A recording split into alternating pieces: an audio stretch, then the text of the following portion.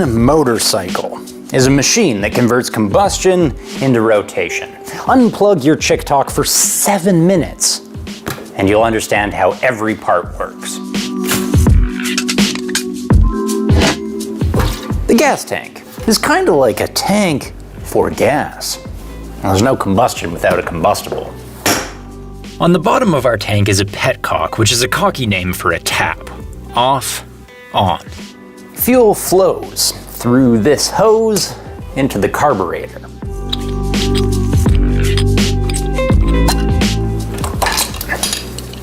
Tough frickin' duh. Carbs just force gas through jets because the spritz mixes better with air.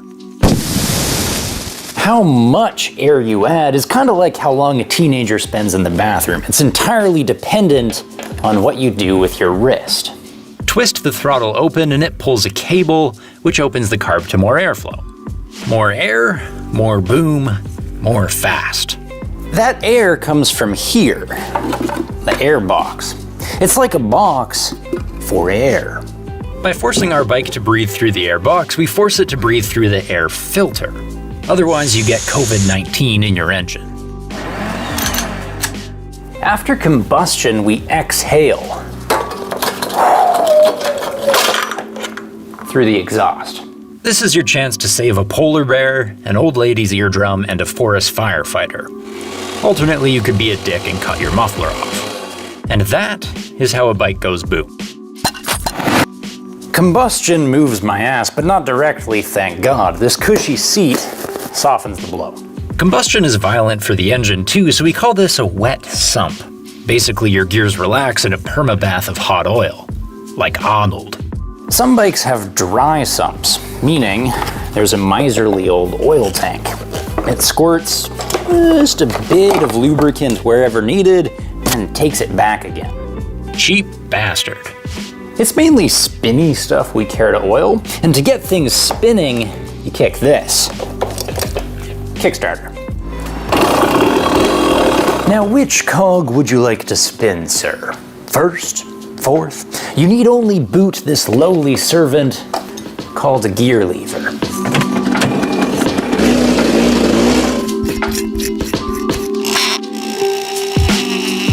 Whichever part of the transmission shaft you engage, it spins a countershaft, which is why we call this the counter sprocket. That, in turn, turns a chain, which turns the rear sprocket, which turns the rear wheel.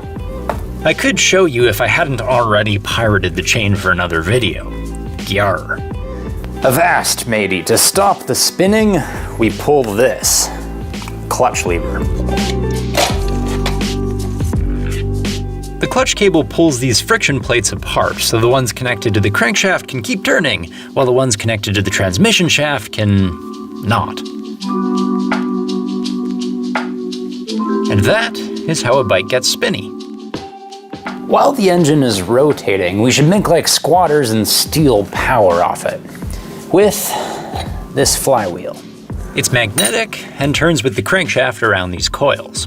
Remember high school science? If you spin magnets around coils, you get electricity, but nasty ass AC current with God knows what voltage depending on how fast you ride. So we send the buzz here. Some imaginative little shit named this the rectifier regulator, because it rectifies alternating current into direct current and regulates voltage down to 12. Or 6. Whatever your battery prefers. Of course, the spark plug is greedier. It wants like 20,000 volts. So in between, we have this ignition coil. Like my ex-girlfriend, it bottles up a bunch of energy, then unleashes a huge outburst on the spark plug.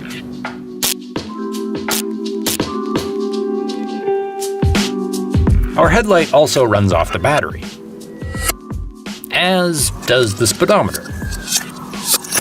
Now the only hand control we have left is this, brake lever. It pulls a cable, which pulls brake shoes against brake drum.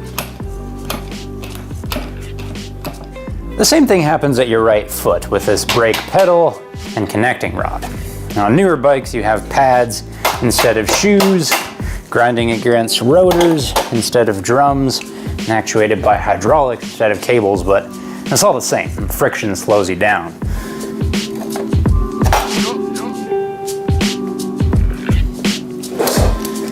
This is just the foot peg assembly. And this is that foot brake I was yammering about. Of course, brakes are attached to wheels. And with no wheels to steer, I have no need for the handlebar that steers them. Nor the fenders, which stop them flinging mud in my face. Nor the suspension, which let him bounce around without bouncing me around. The back is just springs that let the swing arm swing, and the front is just forks. Ask any dork, they're also simple springs, in tubes. Thus, we put the power down. You can start rebooting your grindergram now, we're almost home.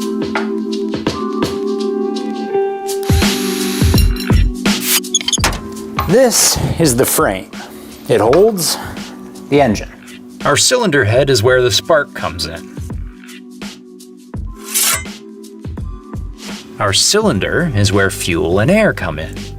Then bang! Combustion pushes the piston, rotating the crankshaft. And that is how combustion becomes rotation.